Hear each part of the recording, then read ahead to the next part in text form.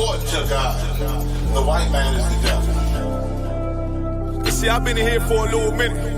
You know what I'm saying? And I see niggas, they like to talk a lot. They like to claim leadership. They like to claim this and that. You know what I'm saying? They like to be above what they really is and have authority. But they don't really need that authority. They don't really know what to do with that leadership. You understand? You hold hands with this boy, your ass need to stop it. Ass she the give a damn what you talk about. Don't give a fuck what you believe, nigga. Gotta stand up to serve my God. We don't pray on our knees, nigga. Yeah. See, everybody ain't with all that peace talk. Everybody ain't with all that bygone be. Boy, your ass need to stop it. Ass she the prophet. It's about to get serious.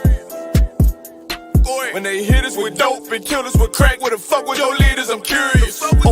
He cashed out on your blood, traded you in and bought a new biz. Ask you the prophets, I tell you the scheme. If you don't wake up, you gon' die in your dreams. I tell you once, won't tell you no more. I swear these crackers try to kill us slow. Just spoke to a nigga and fed he up on parole because of the COVID. It feel like the host in this world that don't go together. Know that it's gold in the ghetto. I'm in the city blazing with my niggas. Just told the devil the score never settled. Yeah, see the prophets.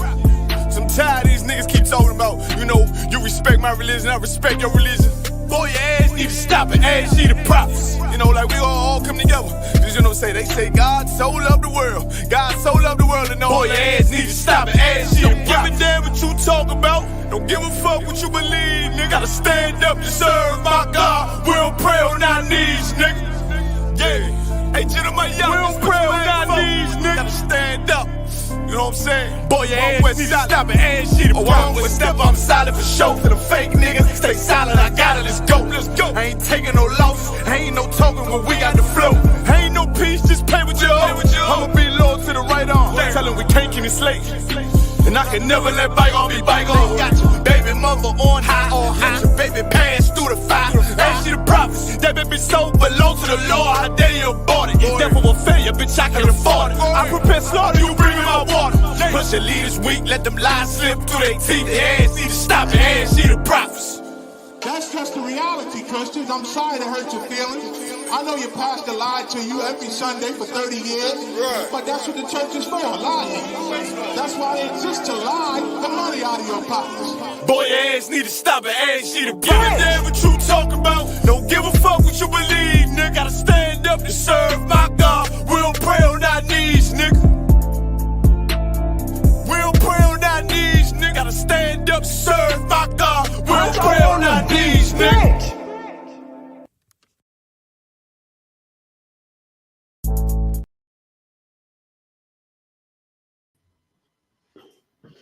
Shalom, this is the ICUPK out of 125th Street, Harlem, New York, under the direction of Commandant General Anna.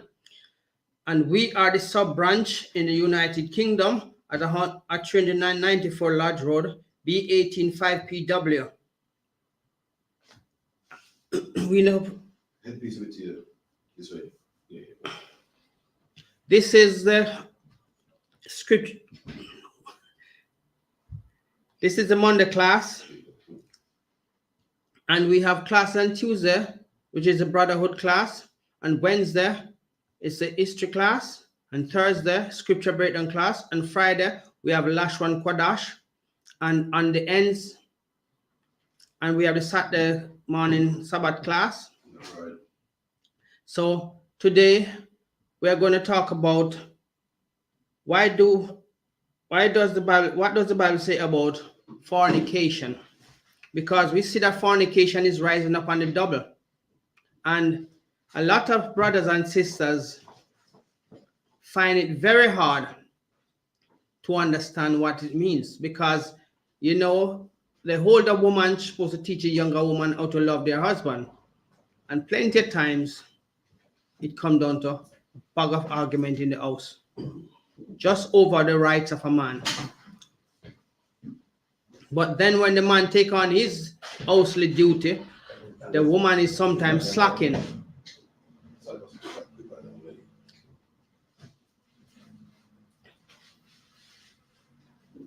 The woman is done sometimes slacking on her duty, saying that, oh, she do all the cooking, she do all the cleaning, she take care of the kids. But then when it comes to the man's side, when he has to take care of all the bills and make sure that everybody is well fed and clothed, and have a warm place to sleep, nobody pay much attention about the man. So now, sometimes the man, when he get too much frustrated, too much of the lip service at home and he just can't handle it. Most of all, he's out there grafting really hard under the oppressor. And sometimes, even some of the other workers there give you a hard time. And then you come in again and you have come join. Oh, my life. You have to come into this lip service at home. Everything is on your shoulder. Oh, your dad come, go and let him do this for you. Wait, what were you doing at home? So just as I walk in tired now, expecting to get a shower and get a nice relaxer. Yes, pay a little attention to the kids, yes, so they know that I still appreciate and love them because they're here. But then, oh, you're out there all week and you don't pay me no attention. Yes, because the bills need to be paid likewise. That's right. So when I come in and I said, okay, I give you a kiss on the cheek. And what you want from me now, make you come kiss me up. You know what I mean? So you have to say, wait, who me when you push when you go look somebody else now? Because I'm happy if you come see my family. Why me can't come in and give you a kiss of affection to show you that me appreciate all you have done for me and the kids? Well, this is why most men start go out there and the home get broken up because the wife pushing them away. So as the topic is, what does the Bible say about fornication? Let's go to Genesis 2 verse 24. Come on.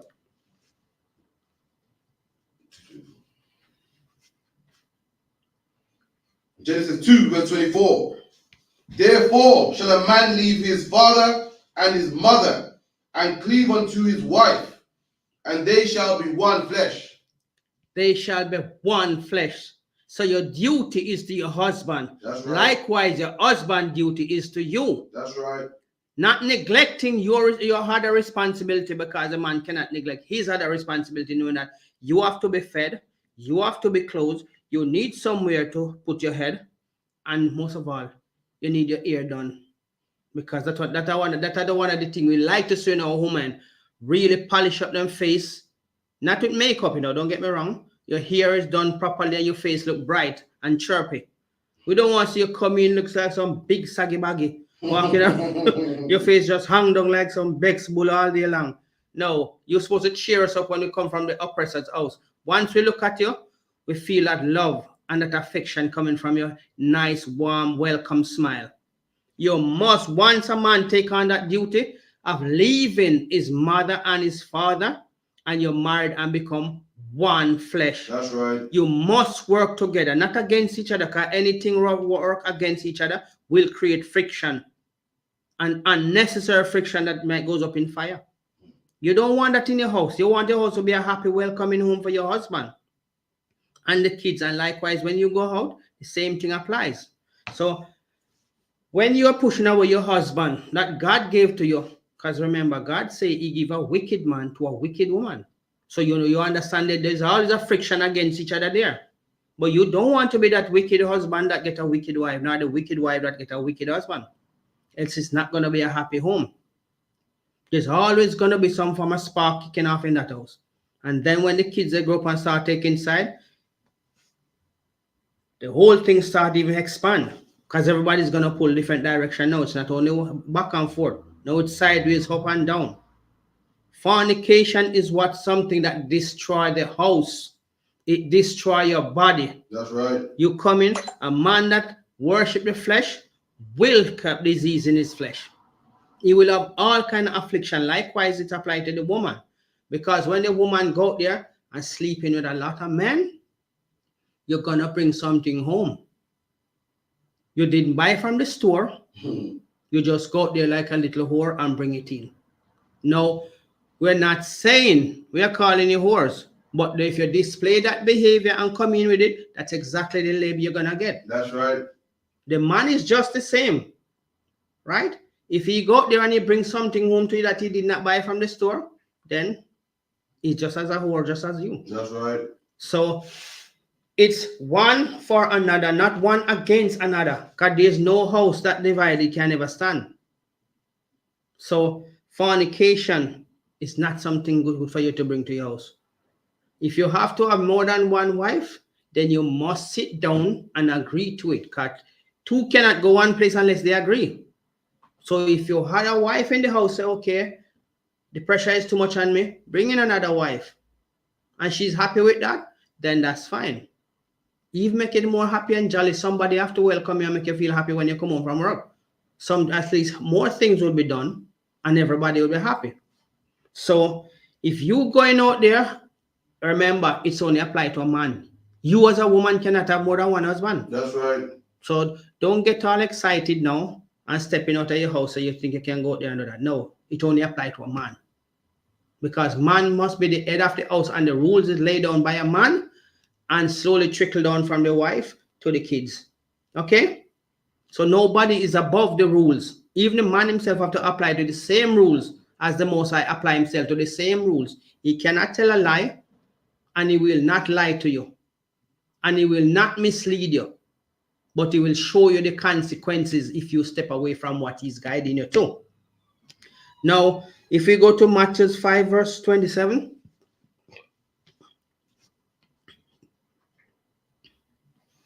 Matthew 5 verse 27. Ye have heard that it was said by them of old time, thou shalt not commit adultery.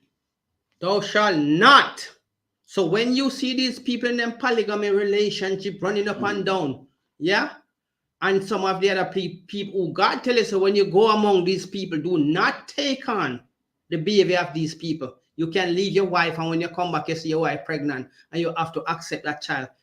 Not in the Israelite realm. We don't do things like that. Your wife is a wife, and if you leave her and come back, she's supposed to still be your wife. You can only divorce her if she fornicates and you find out. Then you can give her a bill of divorce according to the Old Testament in Moses' law. Right? So under these circumstances, we must adhere to the rules that the Most High laid down. And it was only laid down for you, because you should be an example to all other nations. And do not follow their wicked ways. Now, how would you explain to your child if they come and see you living such a filthy life? What are you going to tell that child? What are you going to tell that child? That, oh, make a few mistakes when you were younger? Yes, we are prone to fallables. But don't take it as a habit, man. Explain to your child that when you were young, you never understand the rules. But as you come along and you understand the rules now, apply yourself to it. Right? We all have to face challenges when we're making change for better. Because when we're making change for worse, it just come as swift a bit more than you could have ever expected. But when you're doing it for the better, you have all kind of challenges to face. So never allow yourself to be too complacent when it comes to doing the Most High rules, because it is your biblical duty. Ain't no spinning around it, right? We all have to go by the rules, right? And that rules we must hand down to our children and our children. So be not afraid to ask questions, and if there's any question online, please do not hesitate to drop them in the question box. We will answer as much as we can. That's right. So can you proceed with Matthew 5 verse from 27 to 20? Matthew 5 and 27. And ye have heard that it was said of them by old time, thou shalt not commit adultery. But I say unto you, that whosoever looketh on a woman to lust after her, have committed adultery with her already in his heart. If a man look at a woman, another brother's wife, that's right, in an affectionate way, yes, we know sometimes when these ladies pass us, they smell like a walking flowers, beautifully dressed, and always, sometimes your head turn without you controlling it, and you have to take a prick at the back part. And we know, say, yeah, she looking good, but stop there. Compliment her as a sister and as a brother's wife. But don't even think of, say, oh, yeah, I would like to have a word with her. There ain't no word more than a compliment. That's all you need to do, right? Because Plenty brothers are grown up physically, but are still young emotionally. And they would take it out of proportion if they just see you looking on their wife too long. That's right. Right? Remember, everybody deal with things emotionally different. Not everybody can hold their own and say, okay, I know my wife is looking good. He maybe just really say, oh, wish his wife was like that. I wish he could find a woman like that. But some brother won't look at it like that. They will look at it like, this is a challenge for my wife. So I'm stepping up my game. And that's where some arguments start and some little jiffy arguments are going around. Going to another brother, yeah, man, I noticed how we're looking at this, and saw him looking at the wife. And they keep on prodding and pushing the argument until it blow out of proportion. And it's like, some people get excited when they see physical activity going on, right? Yeah, they like that. So they get a kicks out of that so they can go and sit down and have a big laugh and mockery of what is happening, right? But if your wife respect and love you and respect herself, then she will, if another brother approach her, she'll say, look, I think your conversation is a little bit too strong here. That's right. So I won't entertain it. And I will bring my husband into the conversation. And that time you will understand that woman, her whole mind, body, and soul is devoted to that relationship. You cannot bring nothing to her that she will ever think of accepting or even consider entertaining. So brothers, please respect your brother woman. Respect a sister's husband. If he's coming on to you, let him know, say, look, you are not entertaining this under no circumstances. That's right. Because you have already choose the relationship you want to be in. This is not no polygamy organization. If you want another wife, ask a brother if she knows of any other ladies out there would like to be a part of a relationship with another wife. Okay? Don't go jumping here and there and creating problem in people's house. Because sometimes when you break up somebody's relationship, you know how hard it is for that person to overcome. I've seen it. Where pastors slept with a man husband right in Gloucester, where I'm from. Pastors slept with the brother's wife in church. And up till this day, if you pass the brother on the street, all he's saying, you shouldn't do that. He shouldn't sleep with my wife. He has his own wife. Should he come and do that to my wife? And you have to say, no, it's wrong. See, I know I was telling the truth because he shouldn't be looking at my wife in church. I didn't take him there. You have something to say? Yeah, like you said, man, listen, it can end up in death, Some man will just cry about it. Someone will kill you for it, man. That's not even wrong. Some man will kill you because you have killed their spiritual confidence in them. So taking your life would be because you are stupid. You have a wife, speak to your wife about another relationship. Don't see a brother's wife in here and come and try to take it. That's rude. That's right. You're creating problem in our house. And remember, some brothers in here respect other brothers more than other brothers. Even though we love everybody, but there's some level of confidence with other brothers. And if you try to hurt that other brother, then other brothers will step in and say, no, I've known this man long enough and his relationship with his wife is good. You shouldn't be coming to destroy this. And that's the truth. You should not come in here with that kind of intention to create any mischief. How would you feel to have your house and somebody come and break up your happy home? Remember, you're not only taking away the woman, If kids are in the relationship, you're destroying the kids because every kids like to see their parents together. That's right. Even though whatever is happening is not pleasing to them, but they always like to see their mother and their father communicating and having a relationship. That's right. I myself, when my dad died, I wish he was alive so he would still be with my mother.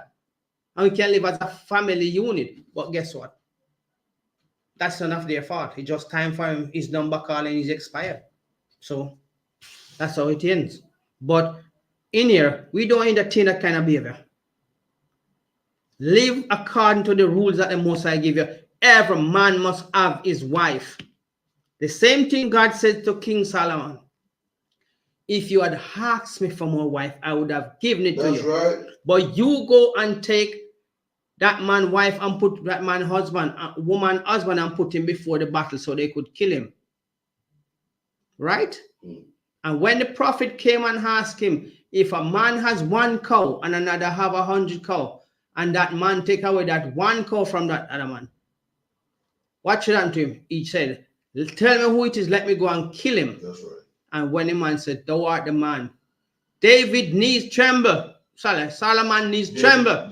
David knees tremble when he realized that he is the man that is trying to take away that man, 1 wife. And he's so in love that he don't even care about the hurt, that he put the man before the battle so he could die. So you see how the consequences of things can work out when you go and break up somebody's home. You don't care about the person that is going through the hurt, and you don't understand what the retaliation might be. It could be that your whole family is in danger after that. So listen, every man must have his own wife, and that's what you must stick to. In here, we support that. In here, we encourage that. And we will try to groom our kids and friends to take on the same attributes. In this life, the 5-minute or the 10-minute pleasure that you will get with somebody's wife, does it worth destroying somebody's home for that? Come on, man. We're bigger than that. You're supposed to grow past those childish attention-seeking behavior. And what is it going to benefit you when the wife now gets fed up at you and decides that she's more happy with her husband? You think that husband should take out that contaminated soil? No. As a man, you'd look and say, if you did love me, if you were devoted, you know how much woman I see out there, and I could step to them. But no, I have that level of respect for you. I'd never let another woman see in the street and speak to you a certain way. I would not give them that time, because I worship you in a level of respect. How can I come home now and you're going to tell me, oh, I'm sorry for what I did? What is that sorry about? The person didn't put a gun to your head or a knife to your throat and force you into a relationship. I'm sure at night or whatever time you have, free time, you play onto that emotional feeling until you entertain it, right until you desire. That's right. And what happened now? I must say, oh,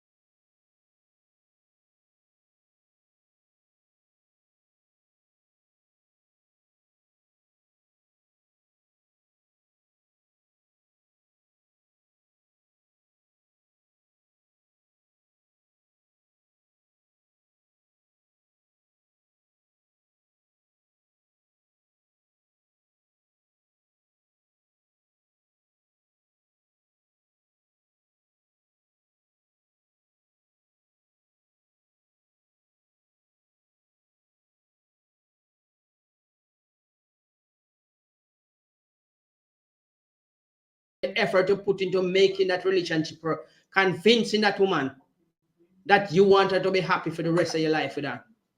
Wow. In a few minutes, just dash through the window. So what now?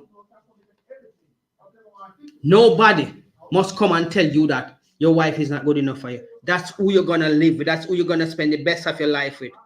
So once you make that decision, stick to it. That's right. Don't let nobody come and tell you, oh, you see her here and you see her there. You must know where your wife gone when she left the house. Likewise, she must know where you are going when you left the house. So if there's a problem, she can say, okay, he's within the vicinity, about 10 minutes or 5 minutes, he'll be back. Let me call him. But no, when you leave out of the house and your husband don't know where you're going or where you're up to, you don't know where he gone or where he's up, what is he up to, then your house is start to divide, right? And remember, you're not hurting the man, or you, the husband, not hurting the wife. You're hurting the kids while kids come into it. That's the reason why some people, when they're in a relationship, they don't bring their family into the relationship. because sometimes that family can get affectionate attached to that wife.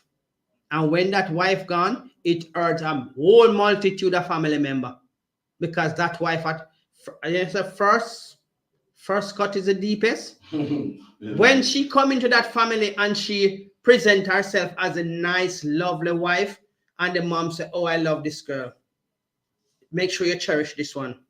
But then what she's doing slowly festers. And when your mom asks, "Oh, come on, I seen Rachel for the last few months." "Oh, me and Rachel have some issues and I don't know what is happening." What have you done to her? What has she done? Come, bring her over. Let's talk it over and say, "No, I don't think she's coming back."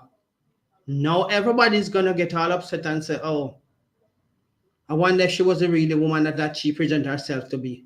I wonder what you have done to her." Anyway, my son, I won't hold a grudge against you. I want to see her. No, she don't want to see your mom because she don't know when you tell your mom about her. And that's where another problem comes in. So with everybody getting into that part of the relationship, it just keeps festering like a breakaway sore. And there's no cure for that one. Because the devil now is going to put his little spices into it and everything now is going to start get all flimsy. Right? Her side of the family now is going to start holding grudges against you. Your side of the family is going to start holding grudge against her side of the family. So it's a back and forth contending. And nobody know what might happen physically. "Oh, you have hurt my sister and I really badly. What you said to me, you shouldn't have done that. And I thought you was a good brother-in-law." Some people don't want to hear the two sides of the story. One side is enough for them to start kicking off. Even though you're supposed to listen to two sides of the story before you make a decision. But some people are that hot-headed and quick-tempered, they don't want to hear nothing else. And worse if the sister come home crying and refuse to speak to anybody. Now you bring trouble to a different house. That's right. Because remember, even when a girl get pregnant, if you don't have a place now, her problem don't come to your house now. Her problem go to her parents' house. You don't come home with no problem. She always go home to her parents with the problem of being pregnant or whatever the situation is. So as we as adults grow up, if we come into the ISUPK and get the understanding of what your God, the God of Israel, tell you the Israelites to do, you will be so much knowledgeable than the foolish that they are telling you in those Christian church. Because all the Christian church do is teach you to fornicate, teach you to be a prostitute. Oh, dress any way you please and come into church. God will forgive you. Right? What kind of substandard behavior in a civilized time like this? We all have smartphone, but our phone is smarter than us. All the information we need is right at your fingertip. But guess what? Nobody care to go to that effort. If it's making mix up with your neighbor and creating problems in a relationship, everybody finger is fidgety. But nobody take the time to think how long will this last if we create a problem? What is the total outcome and consequences? So if we read on from, go to number 28 to 29. Matthew 4, was it? Matthew 4. Matthew 5, sorry, Matthew 5 Matthew verse 5 and 29.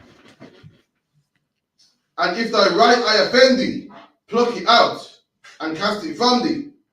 For it is profitable for thee that one of thy members should perish, and not that the whole body should be cast into hell." So you see, let's put it a different way. If you see something happening, approach it early. Speak about it. Don't wait until it almost going to take your life. Compare your life to one of your eyes. You're going to have problems, and problems that you can't even see yourself going through. So some people not even strong enough, they kill themselves because they don't think they can even deal with what is coming. Oh, what my friend is going to say because I talk about this woman so much and now this happened. I can't even present myself to them. So you know what? I'm going to take care of myself from this world. Some people are that serious about relationship, As I said, this guy in Gloucester, he is walking around, staring, stalking, mad. All he's saying, God bless you. Did you think he should take away my wife from me? I taught my wife to church and I bring her there and he took my wife from me. You think he should sleep with my wife? No. You think it's right? I said, no, sir, it's not right for him to sleep with the wife. But this is what happened when you're going to those Christian churches. Right. When you're going to religion, right? You don't know what kind of intention the pastor have when him sit up there, because he feel like because he's on the podium and he's looking down on everybody, he feel that he's a God over everybody in there. And whatever he says, goes. Look at what when a pastor tells us you must throw tithes and offering, right? He's holding a bank account in God's name, you know, because God is a product in the church, you know, right? God is a product in the church, right? Then Christ is the second product in the church, and then the money. And who hold the bank account? The pastor. God now have nothing to do with the money, but him are the main product in the church. Oh, God will bless you if you put in 50,000. God will bless you if you take 70,000 for a seed. And when you plant that seed, you could be watering it with prayers upon prayers. Anytime you go to the pastor and say you can't pay for your medication, you're not praying hard enough. You must be patient. Right? Even when the bailiff is at the door and you call the pastor, he don't want to know. That's right. You ask him for any of the money when I tell you, say, you must not give to God and take it back. God won't bless you, and God is gonna curse you for this. But when he might take it, buy expensive things, give wife and him pity them, and I go on holiday, God not see that the part time. So when you're in the church, be careful of the people that you claim that you're going to religion, because religion have nothing sensible about it. Thief, liars, prostitute, lesbian, up to Batman the pulpit. Batman the pulpit to preach. So when am I going to tell you there now? God love everybody same way. And that is not fornication, it's a different kind of love. So how that the love you explain it kind of, is it L-O-V-E-R-L-U-V? Eh? That the kind of love not exists nowhere in the Bible. Because God knows that a woman and a man can procreate and multiply. But you tell me how two men or two women can procreate. See there, two hands. You can't use one hand to clap. So if you put two women together and them clap, ain't no progress coming there. If you put two men together and them clap, ain't no progress coming there. But when we tell you about fornication, fornication is a serious offense, right? So if my brother could go to Matthew 5 verse 32. Matthew 5:32. Ira says, Salakia, sir. King David, you mean? You mean King David? King David, I mix about King David. The Karnak, the book of Matthew, chapter 5, verse 32. But I say unto you, that whosoever shall put away his wife, saving for the cause of fornication, causeth her to commit adultery. And whosoever shall marry her, that is divorced, committeth adultery. So you see, the only way you can put away your wife, if it's fornication. But that don't give you the right to go there and either go fornicate, because your wife can put you away likewise. Because this thing don't work one way. You cannot go out there and create problem and come back to your house and your wife must not say anything. If you want another wife, sit down and discuss it with your wife. Right? Right. Sarah did discuss with Abraham about Hagar. And she gave him all the reasons why she wanted him to go into Hagar, her handmaid, and bring forth child. Because she herself would not bear child to support the wealth that Abraham have. So she take it upon herself and make that decision. When God came to Sarah and said, Sarah, by next year this time, you will have a son. And Sarah, when Sarah laughed, God said, why do you laugh, Sarah? Is there anything too hard for me to do? Sarah denied that she laughed, but God knows she laughed. Abraham himself likewise laughed. But guess what? When it come to pass, God says, listen to your wife, Sarah, put away that bond child, because he will not grow up with my son. So God never approved of what a child with Abraham have with Hagar. the Egyptian, the bondwoman. And that's where you get Ishmael, the wild child. Because that relationship was a wild relationship, not approved by God. So so Ishmael become a wild child running up and down with all kind of bomb on himself. Right? So you see what fornication can bring? Some wild things in your relationship. And some of them are incurable. It destroys the spirit in you so much that ain't no returning for you. You're gonna die in it. Right? So never because you see a brother's wife and she look good, that give you the right to approach her in a certain way. Have some respect for your brother woman. If you even look at the woman, look at her with a loving eyes, complimenting her. And say something nice. The brother is taking care of you quite well. Don't talk about our sister like you give her a talk around the corner. No. Have some respect for yourself. And don't try to destroy somebody else's house. Because whatever goes around must comes around. You ain't gonna destroy somebody else and you live comfortable. Ain't nothing like that. Your judgment will be coming on you differently. Right.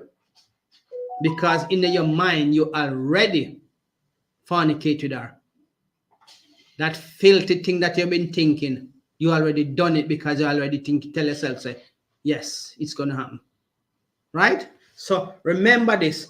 All of us are prone to fallables, but let it be the minor things, not the major things that will cause disruption in a family. Because destroying a house is never a good thing.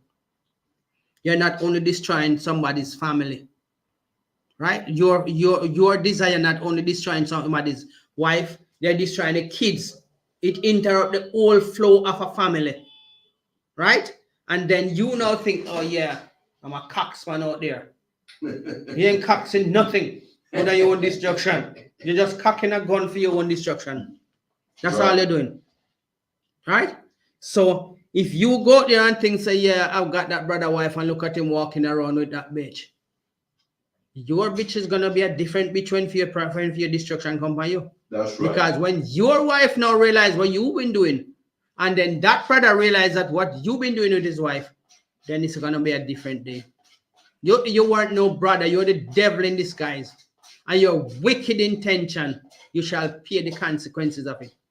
That's like your if I may, it's not just the parents and the wife. You've got to think about your children as well. Because how are you raising your children? What are your children thinking when they're looking at a fornicating father or an adulterating mother? Remember, we make whoremongers out of our women. Sorry, we make whoremongers out of ourselves, and we can make whores out of our women.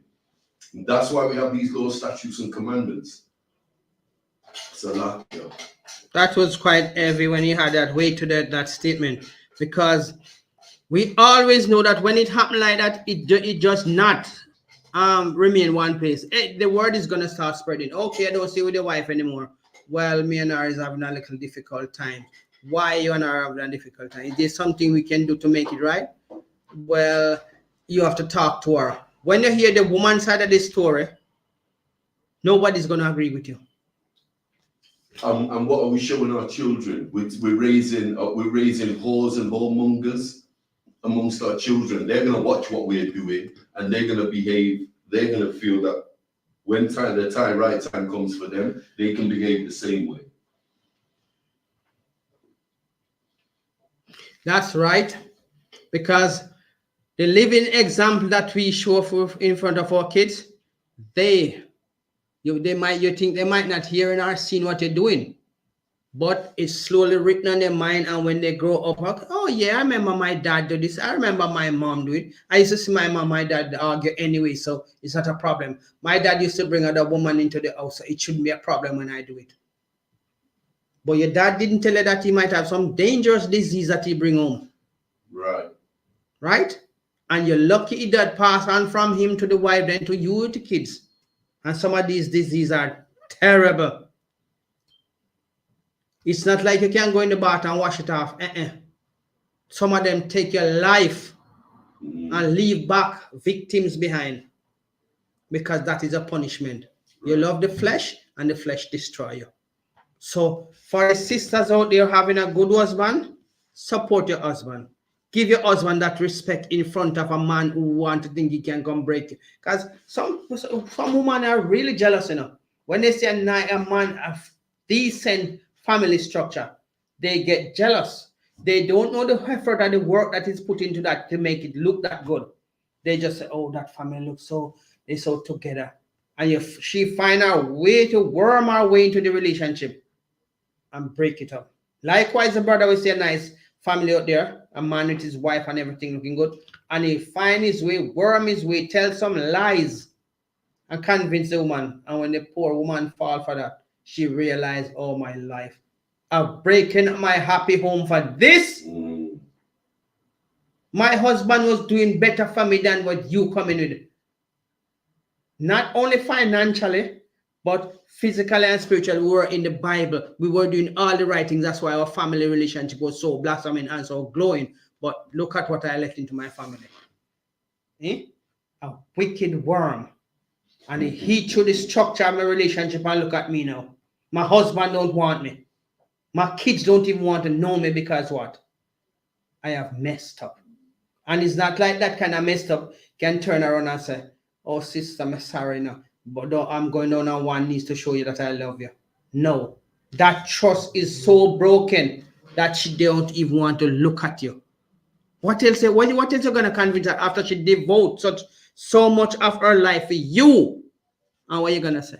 Oh, you know, we all make mistakes. Yes, but that kind of mistakes are childish one. You're an adult now. Your kids look into you. Your wife look into you. My family who are introduced to you are looking for you to stand up as a husband beside me. What am I going to tell them now? That you're a bum. You're a worthless, useless man. Right. You are the devil in disguise. I would never go out a road and make a man look for me and tell me, say, oh, me too good for my husband.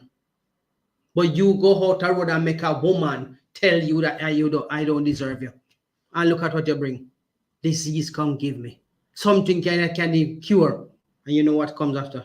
She will be in the house crying for days and weeks. And maybe after that, she just kill herself. Because I've seen things like that in my country. When they find out what they lose and they can't get it back, it makes war. And that war brings a lot of unhappiness to a lot of people who shouldn't even been experiencing that. A family structure, when God set the standard, work with it. Because you yourself can't even set it. You're not perfect enough to set the standard. So why when God, you pray to God and ask for a good husband. But when you get a good husband, you let somebody in your life and destroy it. You let another woman in your life and destroy it when you pray for a good wife. And what is a good wife? A wife that listens to her husband. Right? They work things out together. She don't run to the neighbor with her business and tell everybody. She sit down in her house with her husband, and when she's ready, she take it to God in prayer. Right? That's a good wife. That's a good husband who seeks spiritual guidance from the Most High. Not from a neighbor who is going to take your business and carry it to the other neighbor, and the other neighbor carry it to the other neighbor, and then you become a mockery in the housing scheme or in the community. Fornication is a poison to a good relationship and a good wife and husband. God is against it, so you must know it's nothing good. I've got a precept for you for what you're talking about right there, if you want it up. 1 Corinthians 6 verse 18. Go on. Proverbs 12:4. You want it? No, if I have it on this, I'm not going to take it. Okay, have you got Proverbs 12:4 already? That's my look on. Right, go on with it. That's all right. You got it? No, just bring Okay, it. the book of Proverbs, chapter 12, verse 4. But this is what Officer Moses is talking about. A virtuous woman is a crown to her husband. Say again.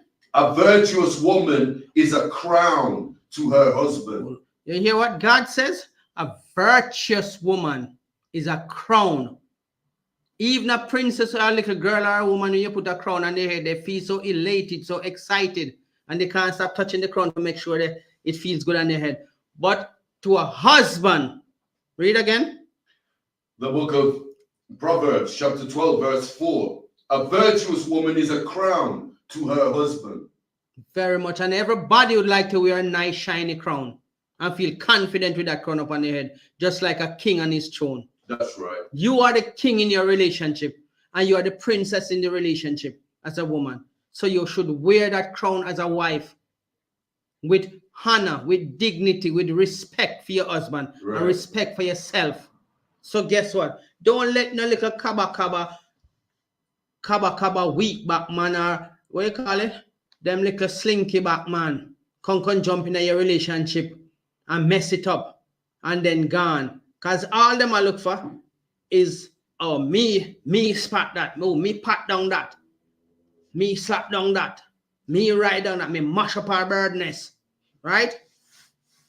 So me shut up our bird nest last night. Now you see my walk around and go and I say, "You have a decent wife." Oh, me burn up that bird nest last night, you know. You know what I mean? Don't make nobody look on your wife. Your wife, don't make nobody look upon your husband and ridicule him that kind of way. Husband, don't let no man look on your wife and have to say those kind of things. Keep a good level of communication with your wife. If she's going to, you know, woman is very emotional. If she's going through something, don't talk about me can't talk to you right now. No, me can't, me tired, me busy. No. Spend five minutes and hear what she has to say. Because talking sometimes release a lot of emotional stress, you know. You're talking about listening to your wife? Here's another one for that. It's in Proverbs. It's Proverbs, I think it's 31:26. Let me just check it. About listening to your wife. That's fine. But what your wife is coming out with, it must be of the wise. So the book of Proverbs, chapter 31, verse 26. She openeth her mouth with wisdom, and in her tongue is the law of kindness. Read that one more time for those who want to keep to the point. What I'm saying, listen to your wife. She herself. Because a woman do a lot of thinking, you know. Even when we are asleep, they get up and sometimes they look at sit up in the bed and they look around at you. And they are doing a lot of thinking. I wonder if this man really loves me. I wonder if this man tired of me. I wonder if may make this man happy. All of these things are run through our mind. So when you think, say, oh, you just put in the food and pay in the bills, put some clothes on her back, get her money if you go do up her hair and polish up her face, she's looking really. I've been with this man for a long time, you know, and some of the things that he used to do before when we just started out, it's like he's starting to decline from those. But then I'm here every day making sure that everything is okay when he comes home, and I'm being a loyal wife. Right. Spend a little time. Yes, the oppressor will stress you at work. But remember when you come home, communicating with your wife play a major part in sustaining the relationship. She wants to hear some of your stress when you have got you at work. So sometimes she can laugh and say something and make you laugh too.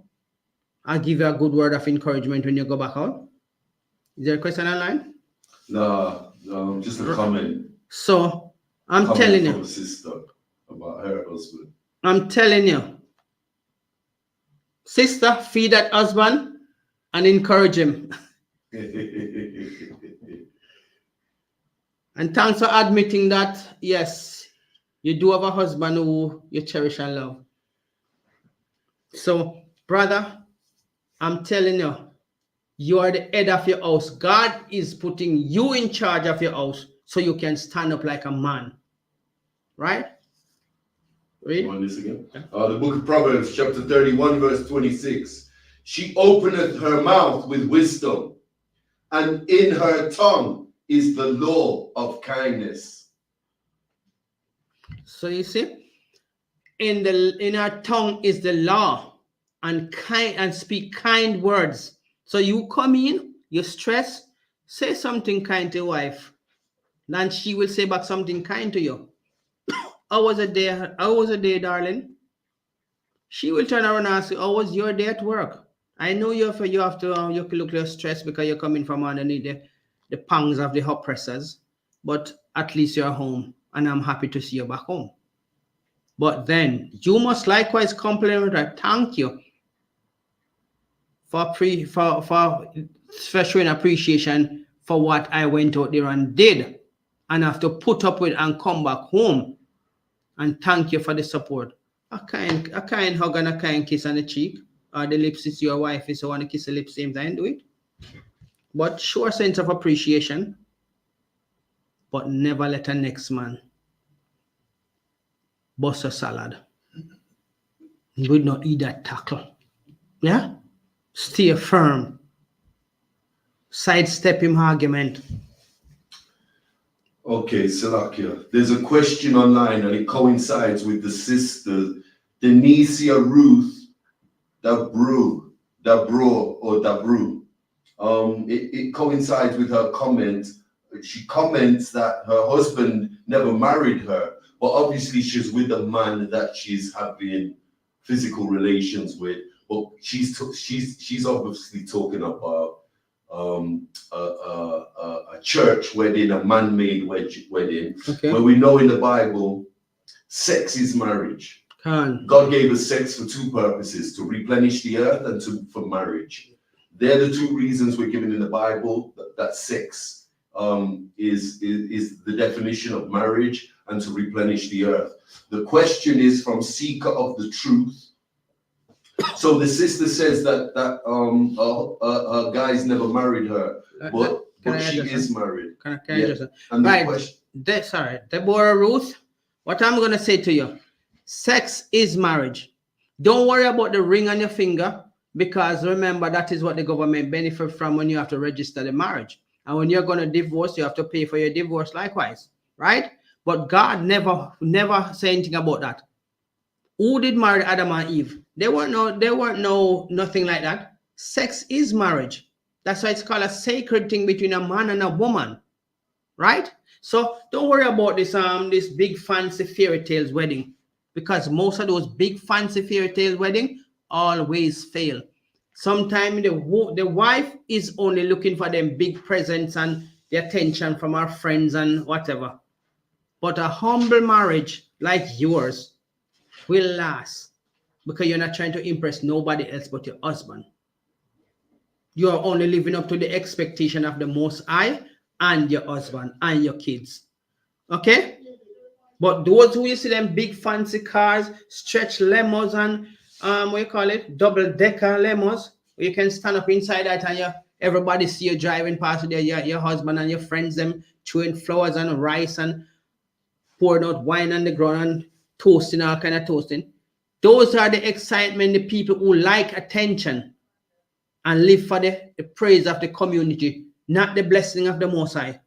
They don't invite the Most High into their relationship so he can bless it and guide them. No, they want the community. So when anything go wrong, the whole community comes and everybody start their lecture series. And guess what? Your relationship collapsed to the floor. And then everybody's gonna say, "Oh, look on the big fancy wedding put that the wedding at the talk of the town, that the wedding at the talk of the community." And look on them now. They're far as the east is from the west, and then come like puss and dog a war. Deborah, your relationship is sustained by God. Don't worry about the big fancy wedding. We know girls like fairy tale stuff in the but if the relationship is working without that big fancy wedding, give the Most High praise. Because he sustained it, not by the excitement, but by his blessing, his guidance.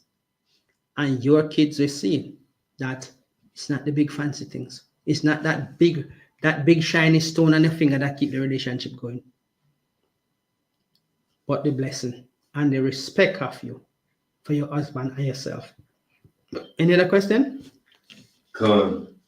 Yeah, there's a question. It coincides with what the sister was talking about. And the question is from, okay, let me just move up. The Seeker of the Truth. Shalom, sir. What are some scriptures that proves sex is marriage? Okay. We'll get back to you on that one. I've got one for you if you want it right now. Okay. Bring it on in. Okay, let's have a look at First, let's have a look at 1 Corinthians 7:1, and we'll read verse 1 and 2. Now, concerning the things whereof ye wrote unto me, it is good for a man not to touch a woman. Verse 2. Nevertheless, to avoid fornication, let every man have his own woman, his own wife, and let every woman have her own husband. That is good. I hope that will open your insight about what is marriage in the Bible. So that sex is marriage in the Bible. Now, as the brother read it, 1 Corinthians 7 verse 1. Now concerning the things wherefore he wrote unto me, it is good for a man not to touch a woman. So we know when we touch a woman, it can be like your hands length touch, but in this case, it could be talking about sex, not to touch the woman like that, right? Because it is fornication. It's not your wife. Right. So do not even think of doing something like that unless it's a wife. That kind of touch, intimate touch. Then let's put it that intimate touch. That intimate touch that you have your intention, because we like to explore early, you know. Men like to explore early to say, okay, yes, this girl was good. Just like, can we find a scripture when I've got another one, an even better one. what about the man who took the man's daughter and after okay, he said that she was. If I may. Okay. So in 1 Corinthians 7 and 2, it says, nevertheless, to avoid fornication. Fornication is illegal or unlawful sex. Okay, so you're trying to avoid unlawful sex according to the Most High God, according to our records, the Holy Bible, the King James Version, 16:11. What is unlawful sex? Let every man have his own wife. So there you have it. This is the Apostle Paul, and this is his records. And the Apostle Paul saying sex is not fornication if it's your wife. So if you're sleeping or having sex with a woman and you're with her from start to finish and you don't let her go, then that is marriage. Sex is marriage. Sex is only unlawful if you're not staying with the woman, if you're not making her your wife, if she's not your wife. Therefore, what Paul's trying to say here in verse 2 is sex is marriage. Let's finish it. Nevertheless, to avoid fornication, let man have his own wife, and let every woman have her own husband. Now I've got another, if that's not enough for you, let me just see the brother's name. Seeker of the truth. Okay, we've got another one. Don't go to that scripture. Let's read down to 4. 1 Corinthians 7 verse 4. Verse 4. The wife hath not power over of her own body, but the husband. And likewise, also the husband hath not power of his own body, but the wife. Right. So let's read from verse 3. Let the husband render unto the wife due benevolence, and likewise also the wife unto the husband. So that duty of making your wife happy. You know that sex is marriage in the Bible, right? We just shown you, right? That the wife have no power over her body. Neither the husband have power over his body, but belonging to the wife. So when they procreate, it must be of a righteous way, right? Don't touch a woman in certain intimate way unless it's your wife. Sorry? So Genesis 24:67. And Isaac brought her into his mother's tent and took Rebekah, and she became his wife. There you go, brother. If it's possible that you go get a pen and pencil and write this down, so at least you can come back and say, when you hear it in the ICUPK, you get a proper breakdown. Since you call yourself the truth seeker, then we're giving you the home from the home of the truth. We're giving you the truth. Okay, and seeker of the truth, here's one. So if you don't believe that those precepts were definitive proof that sex is marriage, this one seals it for you. This is definitive proof. These are the records of the prophet Moses. Exodus chapter 22, Genesis. verse 16. And if a man entice a maid that is not betrothed and lie with her, he shall surely endow her to be his wife. That's right. That's definitive proof that sex is marriage. Definitely. Well said and well laid out. So please, if you still don't believe, just go back and do the precepts upon precepts, because you are the truth seeker and this is the home of the truth. We are giving it to your precepts upon precepts. And there are quite a few precepts to get now. So if you don't believe, then this is not for you. So like you, can I read that for him again? This is the Bible dictionary as well, so even the scholars know it's not through the Bible. This is what the white man said. It reads, marriage in the Bible dictionary, an intimate personal union to which a man and woman consent, consummated and continually nourished by sexual intercourse. That's all. Right. Can we go to from 1 Corinthians 7, verse 5? Let's show you that. Exodus 22 again, one more time. No. That's 1 Corinthians 7, verse 5. Because he was just breaking down from the dictionary about consent, about sex. Right? Listen, let's give you one more precept upon this. 1 Corinthians 7, verse 5.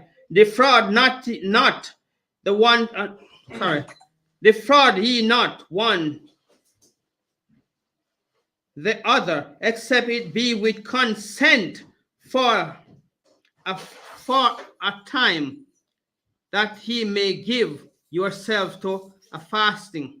Right? So your brother just said in the Bible dictionary that anything you do in a sexual intercourse, it must be consented. Now, he just gave it in the dictionary, and we are giving it 1 Corinthians 7, verse 5. Those things must be consented, or it's called rape. And you don't want to go to prison for rape because somebody is going to rape you. Right? So if you don't believe that sex is marriage in the Bible, and we give you all of these precepts, then the home of the truth, and you are the truth seeker, go and seek it somewhere else. Maybe you want it from the Christian church or the religion part, where the pastor will touch your daughter and your wife and your son. Okay? But when you come to the truth of the Most High, this is what he says. Do you have something there, brother? No, it's just I just wanted to reiterate Exodus 22 and 16 in case you didn't get it. Yes, read it. That's fine. Okay, the book of Exodus, chapter 22, verse 16. And if a man entice a maid, which is a young lady, a young maid in the Bible is what the white man taught as a virgin is. It's a woman without husband or without sex.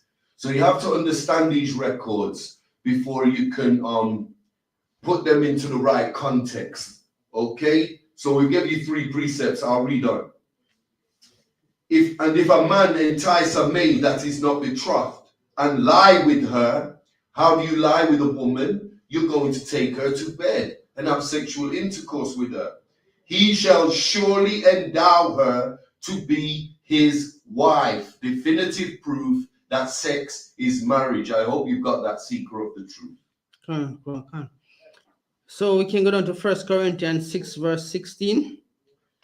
Kana, the book of 1 Corinthians chapter 6, verse 16. What? Know ye not that he which is joined to an harlot is one body? For 2, saith he, shall be one flesh. So you see, you going out there sleeping around with a whole lot of people in the street, paying for what is going to kill you, right? And you come back home to your wife now and bring death into the house, and you expect she must just take it like what? She ain't got no feelings, she ain't got no emotions. She devote her life to you. Likewise, a husband. If the wife go out and bring in death to the house, you don't think your husband have any feelings?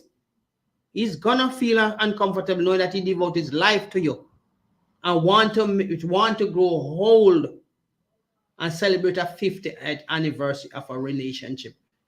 And you're gonna bring death into the house because of what? Your harlot behavior, your fornicating behavior. Does it really worth it though? When you have everything at home, why are you going out there to bring that into your own house? And then you're going to say sorry, like sorry can change up anything. Is there another question? Or your face looking a little puzzled? This sister's confused. I'll read her comment here. Maybe you might want to give her a little advice. Okay, so it's Denise Ruth, the bro again. She says in her next comment after you just gave her a breakdown of her believing that marriage is a husband walking up the aisle. She says that her husband's a priest of the church, which tells you quite a lot of why they lack understanding on this subject. She says he's disrespectful. He needs to respect me and I need to respect him. How do I respect him? Also, he's always lusting. Oh gosh. Yes, I see that one. I see that one. Yeah, he's always lusting. Yes, I see after that. Other women in bars, drinking and maybe liming with other women, and he never calls. He comes home. Go to work. He goes to work. That's it. He provides me and my child, his stepchild. That's it. And she does say that he's a pastor. He's a priest of her church. So we know what these priests and pastors are about already. So you might want to give her a little advice. Yes, thank you very much. So Denise, if you are with a man that treats you like that, do you think you deserve better? I'm sure if you put your problem to the Most High, He will find you a decent husband who will provide even better and give you more respect. Because you seem like you're struggling with a husband who have no respect for you and suffer with so low self-esteem, right? You need to get some counsel from the ISUPK priests, and then you will see how much your value comes up. That's right. You don't want to stay with a man like that, because someday he's going to bring something home to you that even the doctor might have to run from you. Okay? Have some self-esteem. Take up yourself and put yourself in fasting and prayer. You deserve, not because that man is providing, that is a problem. He has no respect for you because you're depending on him. And that child that you have, which is not for him, that even make it worse. Maybe that's what is stressing him. He's providing for you and a child that don't belong to him. So guess what? I'm providing for them, so she can't tell me nothing. She's depending on me. I'm not saying that's the case. So don't hold me sticks and stones to that, right? But I'm telling you, if you come to the ISUPK priest and speak to them, I'm sure they will help you. And the other sisters will help you build your self-esteem, and you can step away from that man, and God will provide. You will see the miracle in your life where God provides for you. I can tell you from my own experience, when you walk away from things that is making you less comfortable than you should be, not because the man is providing for you, that means that you have to save the money, treat you like dirt. Yeah, even dirt is better than the way he's treating you, because dirt brings forth a lot of things, you know. It nourishes a lot of plants, and it cover up the deads. So it does a lot of things. So you need to step up you need to step up your self-esteem a few more steps up. Yeah, with all due respect, as a sister, you are seeking something to get understanding. Shalom, Lord Christ. So be not afraid, sister, to put yourself out there where people who will value you and encourage you. Let me go in the back. Right? Nothing is wrong with you getting up and brush yourself off. You deserve more than somebody treating you like a floor mat. Right? Or, you know, let's put it the most derogatory way, a toilet mat. Because you know sometimes men drain off on the toilet mat. And you know, when the woman going to the toilet, she said they might always urinating on the toilet seat and messing up the mat at the front of the toilet. That's how the man is treating you, because he can come in and you cannot do nothing about it, because he's providing for you and a child that don't belong to him. So you don't even care much. Because whatever I do, you have to accept it. My friend Denise, come to the ISUPK. Let the sisters in here build your confidence up. Let the priests advise you, and you will see the changes in your life once you decide to apply them to you. Because I think you're worth more than that. I don't know you physically, but I think the way you present it, you should be able to come into the shoot and get some good advice and support. Salakia and Denise Ruth the bro, don't for 1 minute think that Officer Moses is telling you to leave your husband. We do not enhance leaving or breaking up of marriages. Remember, the Bible says the Israelites, we don't believe in divorce. There's no such thing in divorce. Yeah, but the Officer Moses is completely correct. Come to the ISUBK under the command of General Yohana. The both of you come, not just you, sister. You bring your husband and you get counsel. We don't care that he's a priest of the church. We don't care that he's a pastor of the church. He does not know the Bible. Neither does he understand our records. I'm presuming you're an Israelite, sister, and I'm presuming your husband's an Israelite. He's a so-called black, Hispanic, or native. And if you fall into that category of lineage, of inheritance, of bloodline, you are one of us. And you need to get yourself down to 394 Lodge Road and get some counsel from Captain Karathia, from Officer Dongabar, from Officer Shamgar, the men that are the heads of this school in Hockley, Birmingham. You will get proper counsel and we'll straighten out your marriage. And we'll get you right, and you start to understand what you're supposed to be doing. But the fornication, the lying, the adultery, that cannot stay amongst our people, our beloved blacks, Hispanics, and Native Indians. That's not what we're about. So Officer Moses is completely right what he touched on, but don't for 1 minute any of our people out there think that we advocate divorce. There's no such thing as divorce in the Bible. There's no such thing as putting away your husband in the Bible or putting away your wife. Once you have sex, you're married. And if you're not getting along or you feel to separate, you need counsel in that moment. So that is the law. That's what the Bible says. And that's what the officers saying to you. But except for fornication. Because if the husband is going out doing fornication, then you can write a bill of divorce. Yes?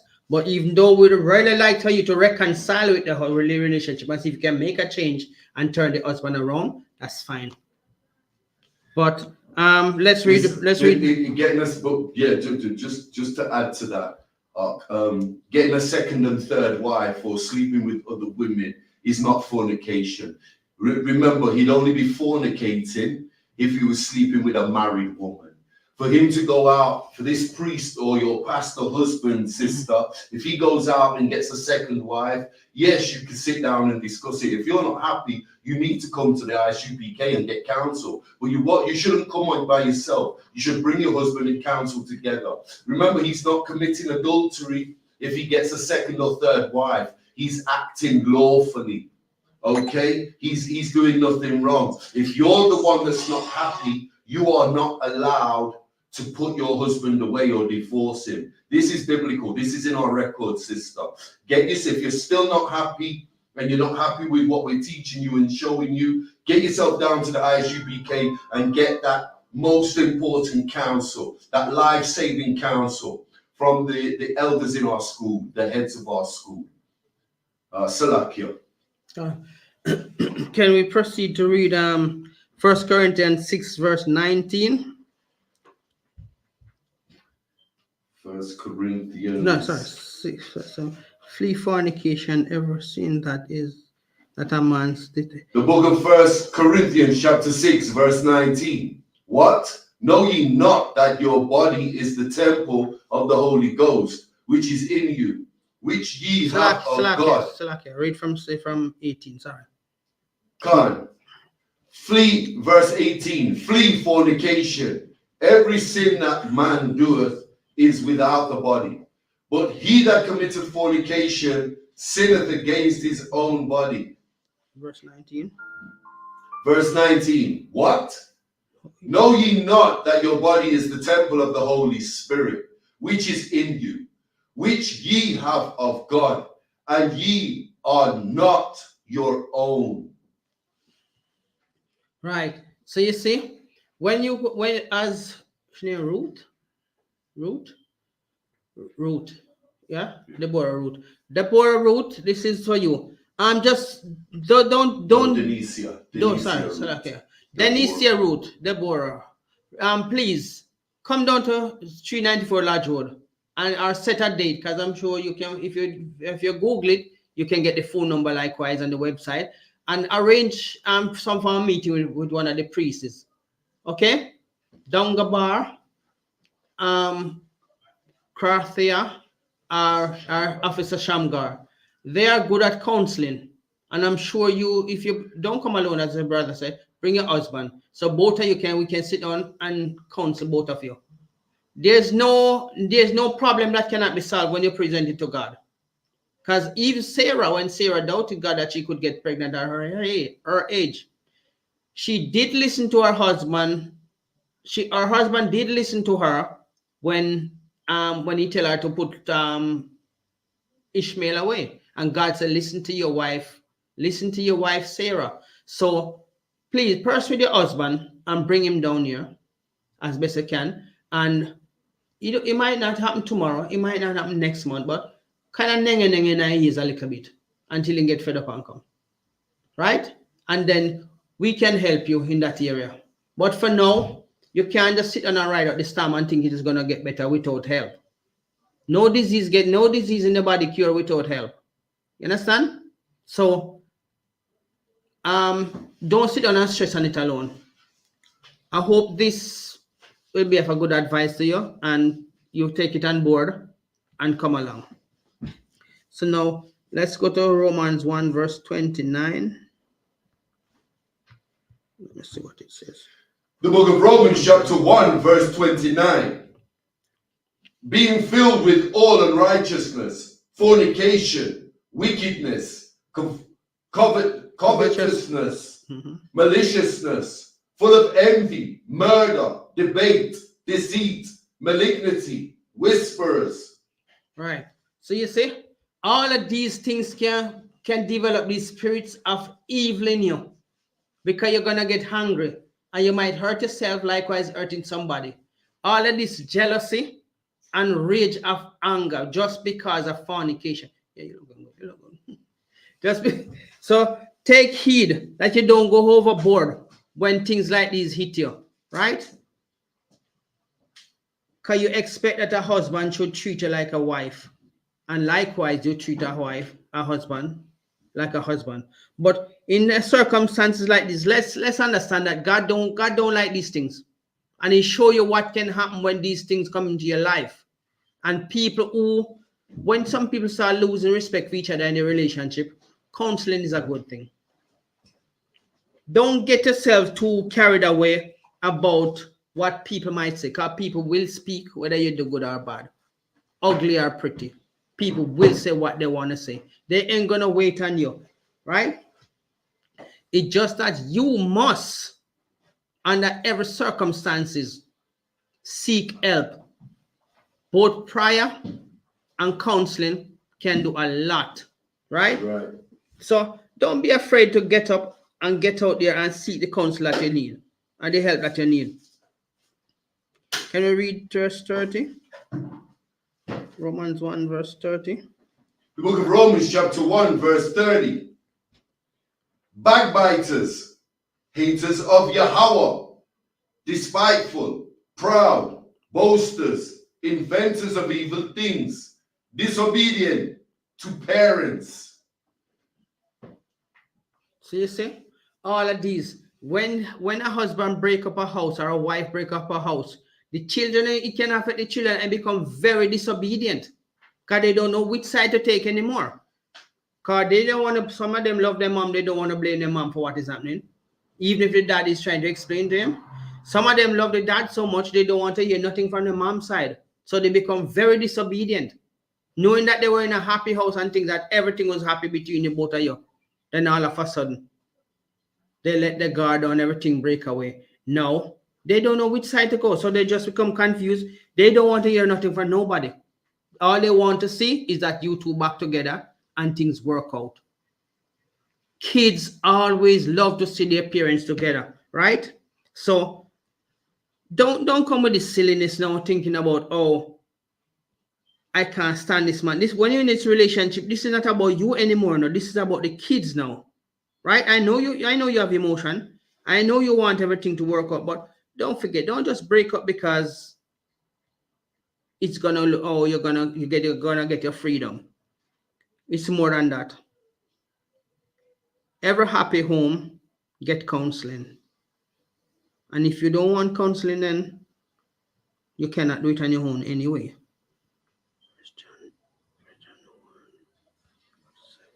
What's going on? And just to add to what you're saying, Sister Denicia Ruth the bro, if you're still listening and you're still in the audience and you're still in the stream yard, just remember, sister, that this is not counsel. We are not counseling you. We're giving you the law according to the prophet Moses, according to the Bible. Okay, if you're in Trinidad, okay, so there's a school in Trinidad. The head of the school in Trinidad is Officer Sorapaya Allah. You can go to the school and get counsel from that officer. He is more than equipped to counsel you. He's an officer of 5,000. He's a very high ranked officer. In fact, he's the highest ranked officer that you get after officer 5,000. There is not a higher officer status in the ISUPK. So you can go to your school in Trinidad, seek Officer Sarapa Ya'ala, and get counsel from that brother. He will be more than willing to counsel you and your husband, sister. I hope that helps you. Okay. Can you read Leviticus 20, verse 10? Leviticus 20, verse 10. The book of Leviticus, chapter 20, and verse 10. Shall I read on? And the man that committeth adultery with another man's wife, even he that committeth adultery with his neighbor's wife, the adulterer and the adulteress shall surely be put to death. Why you think you have the right to mess up somebody else's house and the punishment do not apply to you? Right? You're killing somebody's house. You destroy the relationship. What about your house now? Should you live happy? Should you see or hear a wife and husband next door at each other's throat? Right? Crying and screaming and all kind of things happening. And you supposed to go over your house with your door locked? Feeling happy and comfortable? Come on, man. That is unfair. The wickedness that you done, you must be put to death for it. Salakia for interrupting. Denise Ruth the bro. Yes, Salakia, just to reiterate, the officer's name is Sawap Ya'ala. Okay, Sawap Ya'ala. And he's the head of the school in Trinidad, Salakia. Can you read verse 11? Verse 11. Leviticus 20, verse 11. The book of Leviticus, chapter 20, verse 11. And the man that lieth with his father's wife hath uncovered his father's nakedness. Both of them shall surely be put to death. Their blood shall be upon them. Would you really want to put yourself at risk just for a skirt? Another man's wife or your father's wife? How disgusting that is to look upon your father's nakedness. Is not the same thing why Ham was in trouble with God? Or Ham's son was in trouble with God for looking upon Moses' nakedness? Noah's nakedness? Eh? So why you think you're exempt from that after you destroy somebody's happy family? What is going on in their family? If it's unrest in there, if you cannot do good, don't do bad. Because you're gonna get punishment for it. Give a good word of advice and whatever support you can give to amend the relationship. Don't go out and break out the relationship further than it is, because what they're breaking up, you're supposed to jump in and join and take over the man's wife? No. Not because your father turned his back. You're supposed to, and the wife may be seductive, want to try to seduce her, like how they try to seduce seduced Joseph in Egypt, Pharaoh's wife. He was strong enough to turn away. So why can't you just? He's not a different man from you. He's just a man just like you. And he turns away from that because he's somebody's wife. You can do the same. In this school, we do not support a brother sleeping with the next brother's wife. Yes, we would be a hypocrite. We would not be the home of the truth.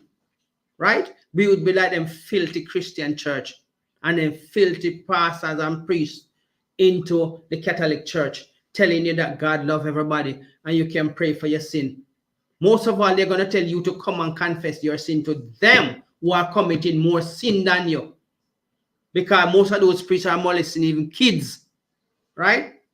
And they're going to come and tell you to confess your sin to them. Your pastor is sleeping with your daughter and your wife and your son, but you must come and tell him your problem. Eh? Fornication in the church is rising up on the double. And what they're telling you? Come and give your money. Come, let's pray for you. How can you allow a man who's doing wickeder things than you to pray for you? Eh? Can sore heal sore? Can sin heal sin? No. I've not seen that in the Bible where sin heals sin. I've seen where prayer, righteous prayer heals sins. But not sore, curing sore, nor sin, healing sin. No. Even the devil knows that his house is divided. And guess what? He knows he cannot succeed. So why you think you have your right to go destroy your neighbor's house or your neighbor's relationship with his wife and his kids and your own must stay happy? No. Them wickedness we do not encourage under no circumstances, and we will not accept anybody coming here with that kind of mentality. Every sister have her husband and every brother have their wife. Some wife might not come because some of them are a little bit stubborn to persuade over. And you know, some people born in this system, they think you're talking against the oppressor is a problem. And you're saying something bad. But give them time. When the Most High kind of churn it up a little bit, you know, you will see how fast they come around. Because it's nothing to hide. Everybody go through problems financially, at work, in your relationship at home. Every problem, we go through all kind of problem, but we stay in the truth. We support each other to stay in the truth because we have nowhere else to turn. No better advices out there than of the Bible. Right? There's no better advice out there than from this book. Any other book out there giving you advice, tell them it's rubbish. The Quran is rubbish. The Catholic preaching is rubbish. Religion is rubbish because none of them fight and wrestle with the things of this world to avoid it. No, they're seductively giving themselves into it just for the vanity. But in the ICUPK, we don't care much about the world or the things of this world. We care about this, doing the will of our God and our Lord and Savior, Yahushua. So right. when the ICUPK come out and say we are the home of the truth, we give it to you from this, because this is the only truth left in the world. They try their best to destroy it, but it still stands and it outlived generation. It breaks kingdom and it raises kingdom because it's raising our kingdom. So we can give our God the praise that he deserves, right? So sisters and brothers out there, fornication is never a good thing. It is, a man might think he benefit from it because he's laughing after another brother because he just ravaged his wife and destroyed his house. But it's coming around. It's coming around just like how you enter the roundabout. You got to exit it, but you're not going to exit it without your punishment. So laugh today as much as you want, but tomorrow is the sorrows. So, brother, shall we Leviticus 20%? Shall we go to Leviticus 22? It's lucky. There's a question. There's another question from Seeker of the Truth. His question is, Shalom, sir. I have an off-topic question. Should we bless our house by praying over it with oil before we move in? And can evil spirits live in a house and how can that affect me? I've got a couple of precepts for you. Let's go to Ezekiel chapter 44, and let's start from verse 30, offerings to the priest, because ultimately what you've got to understand and remember, what's the brother's name? Salakia. Seeker of the truth. Seeker of the truth. What you've got to remember is you cannot bless yourself. You cannot bless your own house. Where do blessings come from? Seeker of the truth. If you know the answer, type it in. I'm going to give you the answer. Your blessings come from the Most High Power. Yahweh. That's God. That's our Lord, our Master. That's the Most High God. He gives you your blessings. Whether you deserve your blessings or not, you cannot know that. It's impossible. But there's certain servants of the Most High God are ordained to bless your house. You yourself cannot bless your house. Let's see what Ezekiel recorded in the book of Ezekiel, chapter 44, verse 30. And the first of all the fruits of all things, and every oblation of every sort of your oblation, shall be the priest's. Ye shall also give unto the priest the first of your dough, that he may cause the blessing to rest in thine house. Thine me being your house. Okay, this is ancient English. So thine, thee, thy, thou. These are ancient terms. So thine being yours. Okay, so the blessing here is ordained through the priest. The priest or Ezekiel would have gave you your blessing or would have blessed your house. Here's another precept in the book of Genesis. Give me 1 second and I'll find it. Just bear with me. What's the brother's name up? Seeker of the truth. Seeker of the truth. Just bear with me. I'll give you another precept in the book of Genesis. It's Genesis 39 and 5. Here's definitive proof that your blessings come from the Most High God. And you cannot bless your house yourself, seeker of the truth. And it came to pass from the time that he had made him oversee in the house. Now this is talking about Joseph, who when he was in the land of Egypt and he was the overseer, he was working under the Pharaoh. Pharaoh's number 2. Let's go again. And it came, verse 5, and it came to pass from the time that he had made him overseer in the house and over all that he had, that the Lord blessed the Egyptian's house for Joseph's sake. Now, this isn't the Lord God blessing a Hamite or an African. He's blessing the Egyptian house because Joseph resided there. The blessing was for Joseph, not for the Hamite. Joseph is the father of the 12 tribes of Israel. Joseph was an Israelite. Let me read that again, verse 5. The book of Genesis, chapter 39, verse 5. And it came to pass from the time that he had made him overseer in the house. So Pharaoh's made Joseph the overseer, which is the highest rank under Pharaoh. And all that he had, that the Lord blessed the Egyptian's house for Joseph's sake. And the blessing of the Lord was upon all that he had in the house and in the field. So not only Joseph here gets the blessing, all his cattle get the blessing, all his livestock get the blessing, and all his family get the blessing of his lineage, of his bloodline. That's right. Salakia.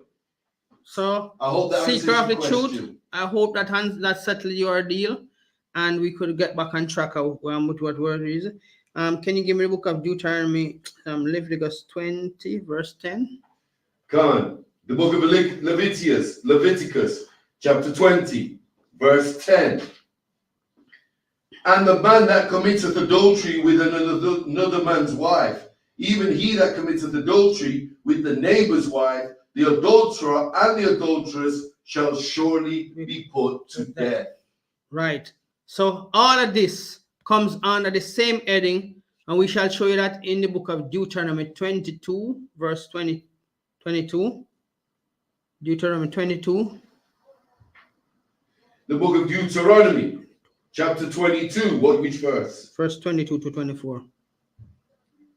If a Chapter man 22, verse 22. Chapter 22, verse 22 to 24. Con. The book of Deuteronomy, chapter 22, verse 22. If a man be found lying with a woman married to an husband, then they shall both of them die. Both the man that lay with the woman and the woman, so shalt thou put away evil from Israel. Verse 23. If a damsel that is a virgin be betrothed unto an husband, and a man find her in the city, and lie with her. Verse 24. Then ye shall bring them both out into the gate of that city, and ye shall stone them with stones that they die. The damsel, because she cried not, being in the city, and the man, because he hath humbled his neighbor's wife.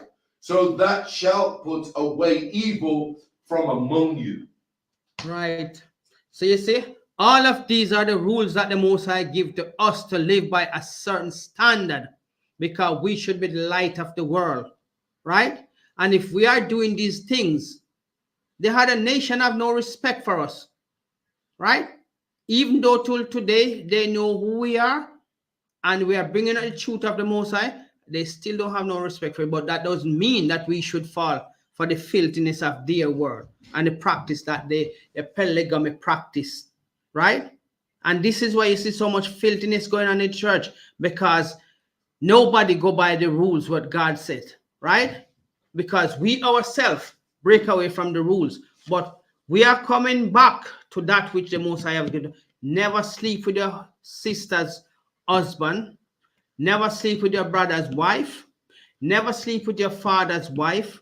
Never see your neighbor's wife and want her. That is wickedness among the children of Israel. That's right. And it is a substandard level that all the other 17 nations like to do.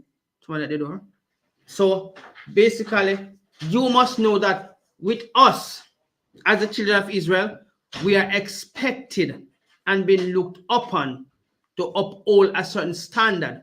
And the standard is keeping the law, statutes, and commandments, giving the Most High the high praise that he deserves, right? So if you find yourself struggling with that kind of spirit on you, ask for help. Come and seek counsel. We have enough experienced priests in the school to give you counsel. If you are not close to this school, or if you are in any other country, there's always a school near to you. If you have to take a day trip to go there, make a day trip. You will be rewarded for that. The Most I will see the effort that you put into seeking to change the wickedness among you. And he will show you that he appreciates whatever effort you put into coming to him, right? So if you see a brother trying to lust after another man's wife, tell him no, not inside there. This is the home of the truth, and we cannot opposing the things that we say we are the home of the truth, but yes, we are supporting their filthy things. No, we could never be the home of the truth then. Right. We cannot be like the other organization out there, telling lies and deceiving each other for whatever they desire. In here, we don't do that.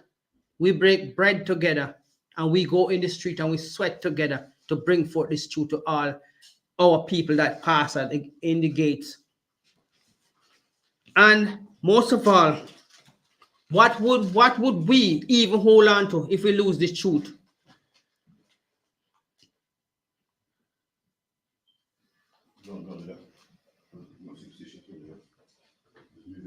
So if you desire the truth, this is the home of the truth. 394 Lodge Road, B185 PW. Yes, this is the home of the truth, and we're proud to hold up that motto as being the home of the truth. So You can you need to play. You need to play that video with that woman. Crafty, that video. This is what the other nation want us to live like. Right?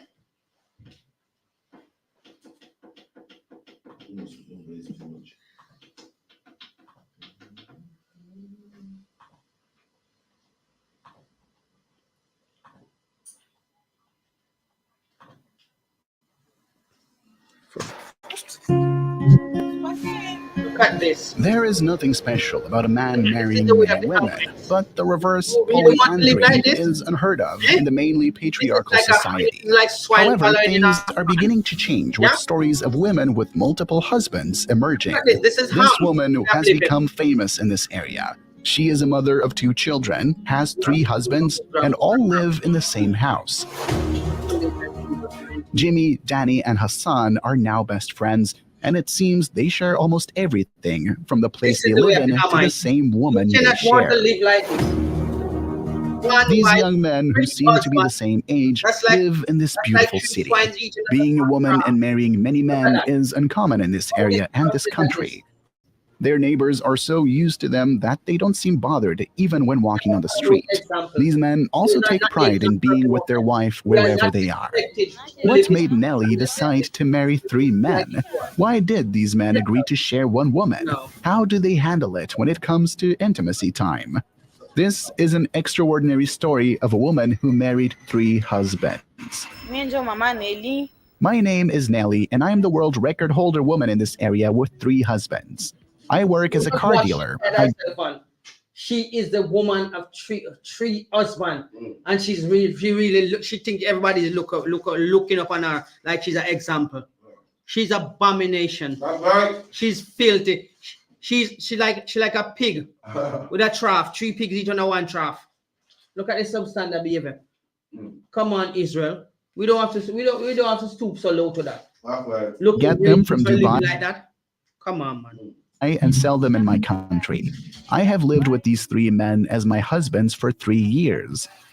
I had a husband with whom we were together for 8 years who was in a car accident and died after we had 2 children.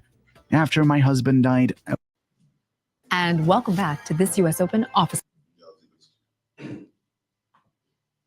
That is one of the most disgusting things I can ever That's watch. right. How can you walk into your house and see 2 other man there with your wife? Oh my God. You see this that's why when the Mosai said when we go into these places, do not take on the custom of the people because their lifestyle is vain. She seek a vain glory out of something like that. Eh? If one man carrying a disease to her, everybody sharing the disease. That's right. And that is her vain glory where she glorify herself. She is the only woman getting that kind of attention. 3 hugging her trough. That is nasty. And that is what she feel like. Oh, she's a queen now. The queen of harlot. An abomination. Ham has never raised up his head from his harmful stage anyway. So what example is that for you to follow? Not in the least. We would want that. With that, can you close the class? With that, we say this is the end of today's class. Have a look, have a look. And That's the class. We give the teacher 1 case salute. So with the ICPK started at 1 West, 125th Street, Harlem, New York, under commanding General Johanna. Rule for a new brother and sister. When a new brother or sister comes to school, they are off limits for 6 months. They are to be saluted only. They are here to shed themselves in the world. If they need transportation, the teacher will arrange it. After 6 months, if a brother or sister has an interest in a particular person, he or she must get permission from the head to speak to a brother or sister. There is another 6 months to which the brother and sister will call each other. After this 6-month period, they will get permission from the head to marry. Tithe, which is a commandment. Numbers 18:21, Malachi 28:10. Means 10th in the Hebrew or Aisha, 10% of every penny of any increase the Lord gives to the Treasury Department or the teacher. Priest fund, free will offer for priests, not mandatory. Whatsoever amount you like to give. Upcoming holy convocations is the Feast of First Fruits. Closing, all archive, check the bulletin board in the hallway and check all social media, UPK social media, that's Instagram, Facebook, Periscope.